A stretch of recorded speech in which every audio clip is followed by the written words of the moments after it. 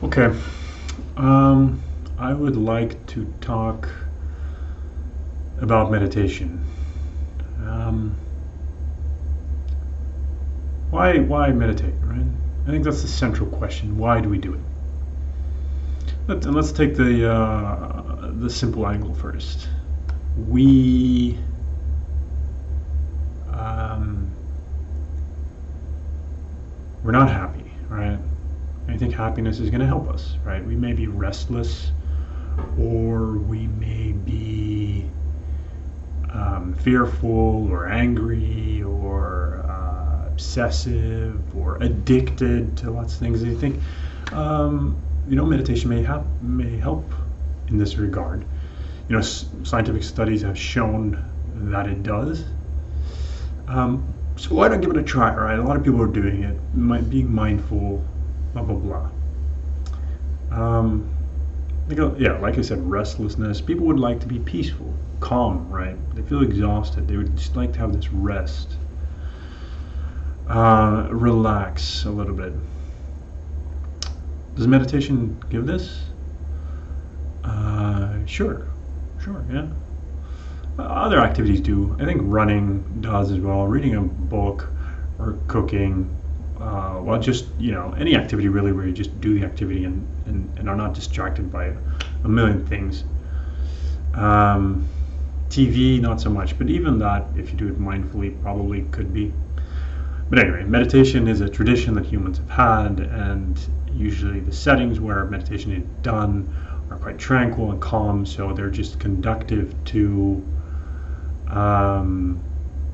relaxing, right, and letting the mind slow down, right? There's not a lot for the mind to grab onto, and that's when you're watching TV. There's usually lots of different things you can grab.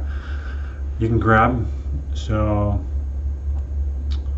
and that's meditation. How it helps, I think, right? You just don't, through discipline, you don't let your mind grab onto things, right? Not thoughts or not TV programs or something you're eating or a shop window or something. None of that's there. Thoughts are there, but you just go like, okay, I'm not gonna grab onto it and think about it for now, right? And even you may still, right? Meditation is usually filled with still actually grabbing onto a thought and then thinking. But then you go like, okay, bring it back, and it slowly slows down. In the end, you do feel more calm, right? So it'll give you that, right? But you'll want more probably. And then at some point you'll start to think, right, enlightenment. Will meditation bring me enlightenment? And that's where I think you have to consider your motivation. Why am I meditating? Am I meditating to become enlightened? Am I meditating to become fearless? Am I meditating to become better at my job?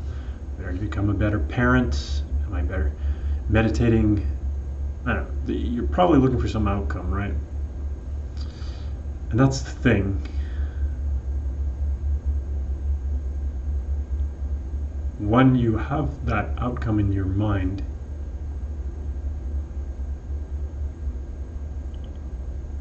that's what you're going to see, right? It doesn't matter. You started it with that motivation, right? And then after that, you can't look past it anymore, because that's just your starting point. I want enlightenment, so you can't. That's all that you're going to see. You can't undo it anymore, because you've never considered your motivation. Why actually am I meditating? You've just gotten started. So your meditation will be filled with it, right? It will be filled with it.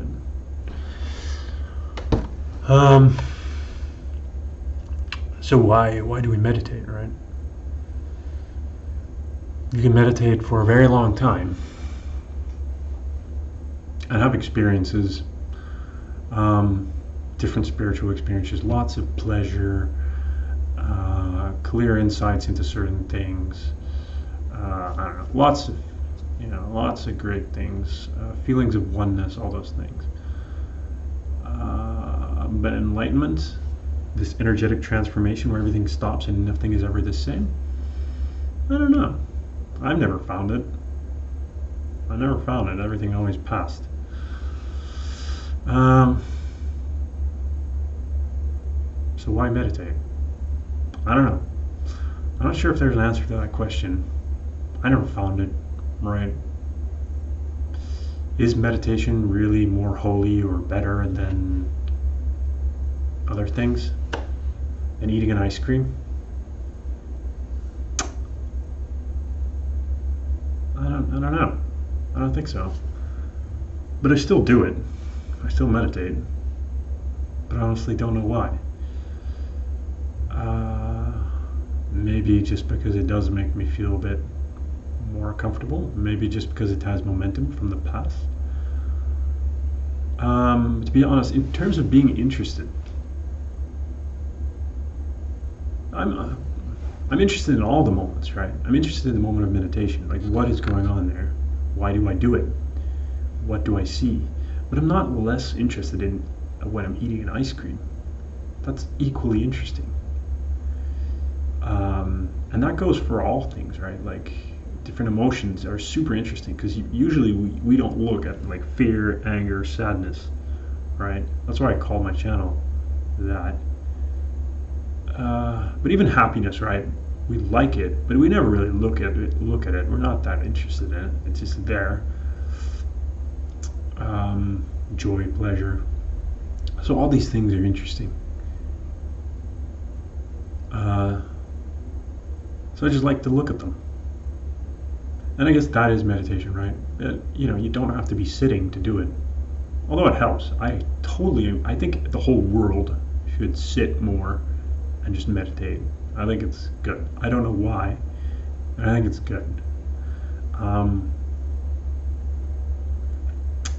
But it's also good to just look at things when you're not meditating, right? And I'm not talking about mindfulness and striving to always be looking or something. If you're interested in life, then all these things are interesting. If you meditated for years, it's probably maybe a little bit easier. Or I'm not even sure it has to be meditation. If you're frustrated, then with progress for something, then all these things become interesting, right? Because these things, these processes and emotions, all these things are what cause frustration, right? So it's just great to look at them.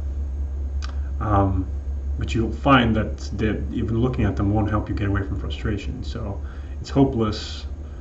You can't get away from it. So you look at frustration, right? You don't try to solve frustration, because there's no way to go. Frustration also becomes interesting. All right, so you look at frustration. Look at meditation. You look at everything.